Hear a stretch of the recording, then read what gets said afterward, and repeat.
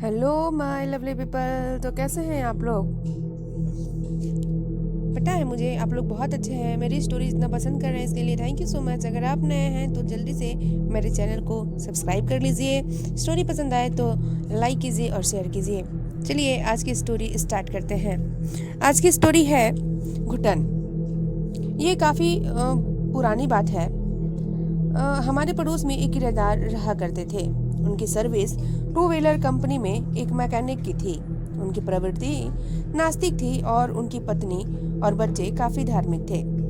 उनके बीच में हमेशा इसी बात को लेकर झगड़ा होता था कि जब भी कोई धार्मिक समारोह होता, जैसे कोई साधु संत का प्रवचन होना या कोई झांकी को या फिर पड़ोस में किसी के भी यहाँ भजन मंडली का कार्यक्रम हो, तो उनकी पत्नी किसी भी समारोह में पुण्य कमाने का अवसर नहीं खोना चाहती थी। इसलिए जब भी किसी का बुलावा आता या कोई ऊंचे साधु संतों का प्रवचन होता तो वो तुरंत वहां जाने के लिए तैयार हो जाती थी। यही बात उनके पति को अच्छा नहीं लगती थी, क्योंकि उनके इस तरह के बुलावे में जाने में उनके दैनिक कार्यों में व्यवधान पड़ता था। बात भी सही थी, क्योंकि पहली जिम्मेदारी हमारे घर की होती है, बाद में अन्य कार्यों की। लेकिन दोस्तों, उनके पति हमेशा से नास्तिक नहीं थे, क्योंकि जब भी वो किसी देव स्थान से गुजरते अपना सिर जरूर झुकाते थे। इसी से हमने ये बात नोटिस कर ली कि ये अंदर से धार्मिक तो जरूर हैं, लेकिन इनके नास्तिक होने का काफी श्रेय इनकी पत्नी को जाता है, क्योंकि इंसान के कर्म और भाग्य दोनों एक साथ चलते हैं। आप चाहे कितनी भी अच्छी किस्मत लिखा के क्यों न लाए हो, फल तो कर्म के अनुसार ही मिलेगा। इनकी पत्नी को घर के मकान की बहुत लालसा रहती थी और भाग्य ने साथ दिया तो उनके होम लोन की दिक्कतें दूर हो गईं और उन्होंने अच्छा सा मकान खरीद लिया। अब यहाँ से बात शुरू होती है। उनकी पत्नी के कारण उन अंकल को पूजा पाठ और हवन शांति गृह प्रवेश को बिल्कुल सिरे से नकार दिया और घर में शिफ्ट हो गए। उस घर में जाते ही सबसे पहले तो उन अंकल को भगवान की तस्वीरें लगाते ही दिल से गहरा जख्म हो गया और खून की धार जमीन पर गिर गई। उनको 7 टाके आए। घर में शिफ्ट होने के बाद वो कुछ समय के लिए कहीं बाहर चले गए। वापस आए तो उनके साथ अजीब अजीब बातें होने लगी। उनको रात में कभी कभी ऐसा महसूस होता कि कोई उनके पास से होकर सीढ़ियों की तरफ जा रहा है, तो कभी कभी उनको नींद में ऐसा लगता कि किसी की आने की झपकी पड़ी हो। अब इस तरह उनको 2-3 महीने हो गए। फिर एक दिन और एक बात हुई। उन अंकल की तबीयत खराब हो गई। सब जांचें हो गई, लेकिन कोई समस्या नहीं आई। लेकिन वो अंकल अपनी पत्नी से कहते हैं कि मुझे बहुत घुटन महसूस हो रही है और मन भी खराब हो रहा है। वो अपनी पत्नी से बोलते, पता नहीं मुझे बार बार ऐसा लग रहा है कि बहुत जी भरकर रो। दोस्तों, यहाँ आपको ऐसा लग रहा होगा कि ये क्या बात हुई, कोई अपने आप क्यों रोएगा, लेकिन जो मैंने सुना वही बता रहा हूँ।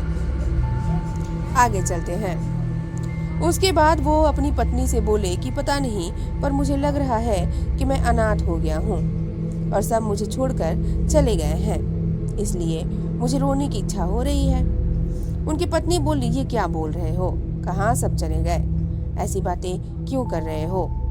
समय निकलता रहा। धीरे धीरे परिवार में सभी सदस्य उदास उदास से चुप रहने लगे। कोई किसी से ज्यादा बात नहीं करता था। उनके घर पर कोई भी उनसे मिलने के लिए जाता तो यही कहता कि उनके यहाँ तो जाते ही ऐसा महसूस होता है जैसे कोई मर गया हो और उसको जलाने की तैयारी में गए हों, और घुटन सी भी और रोनी जैसी हालत हो जाती है। इसलिए हम तो वहाँ ज्यादा नहीं जाते हैं आजकल। दोस्तों, हम कहते हैं ना कि अच्छे कर्मों का फल हमेशा मिलता है। हम तो शायद ये उनकी पत्नी के अच्छे कर्मों का ही फल मानते हैं कि एक दिन एक सारंगी बजाने वाला, जिसको हम लोग कमली भी कहते हैं, उधर से गुजर रहा था। तो उनके बच्चे बाहर ही बैठे थे। अचानक वो दरवाजे के पास आकर रुका और बच्चे को थोड़ी देर देखने के बाद कहा, बेटा तुम्हारी मम्मी को बुलाओ। बच्चा अंदर जाकर बोला, मम्मी कोई मांगने वाला आया है, आपको बुलाने के लिए कह रहा है। उस बच्चे की मम्मी को देखकर सारंगी वाला बोला, बेटा तुम्हारे बच्चे का ध्यान रखना, इसके साथ कोई दुर्घटना होने वाली है। वो बोली, क्या दुर्घटना होने वाली है? वो बोला, तुम उसे रोक नहीं सकते, जो होना है वो तो होकर ही रहेगा, हम उसे नहीं रोक सकते हैं, पर जितना जल्दी हो सके इस मकान को छोड़ दो, या फिर इस घर में गायत्री पाठ और दुर्गा सप्तशती का 9 दिन तक अखंड पाठ करा लेना, नहीं तो तुम यहाँ चैन से नहीं रह पाओगे और कुछ भी हो सकता है। वो सारंगी वाला चला गया। उसके थोड़ी देर बाद बच्चे की माँ ने उसे किराने की दुकान से कुछ लाने के लिए भेजा, जो रोड के उस पार थी। तो वो बच्चा जब सामान लेकर आ रहा था तो उसको किसी स्कूटर वाले ने टक्कर लगा दी। इत्तेफाक से बच्चे को भी 7 टाके आए।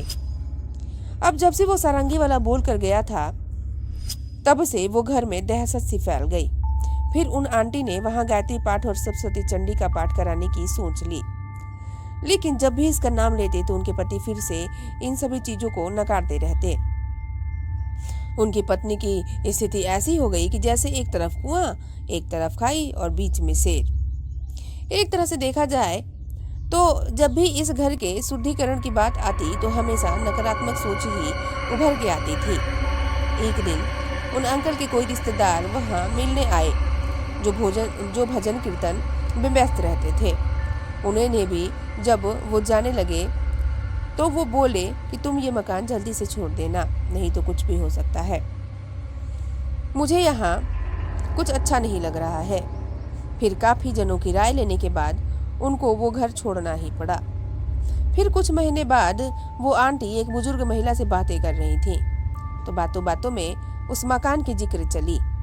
तो उन बुजुर्ग महिला ने बताया कि यहाँ पर एक लड़की छत से गिर गई थी, और जब दूसरा परिवार रहने आया तो एक दिन घर में करंट फैलने से 7 लोग एक साथ मर गए थे। ये घटना उन बुजुर्ग महिला के शादी के समय के आसपास की घटना थी। तो दोस्तों, इस पुराने घटनाक्रम में 7 के आंकड़े का माजरा समझ के भी समझ नहीं आया, लेकिन इस किस्से में एक बात तो सही है कि बिना मुहूर्त और पूजा पाठ के कोई महत्वपूर्ण काम करने में क्या क्या अनहोनी हो सकती है। तो ये थी आज की कहानी। आप लोगों को कहानी कैसी लगी प्लीज़ कमेंट करके ज़रूर बताइएगा। स्टोरी पसंद आई हो तो चैनल को जल्दी से सब्सक्राइब कर लीजिए और लाइक कीजिए और शेयर कीजिएगा। मिलते हैं नेक्स्ट मज़ेदार स्टोरी में, तब तक के लिए बाय बाय, टेक केयर।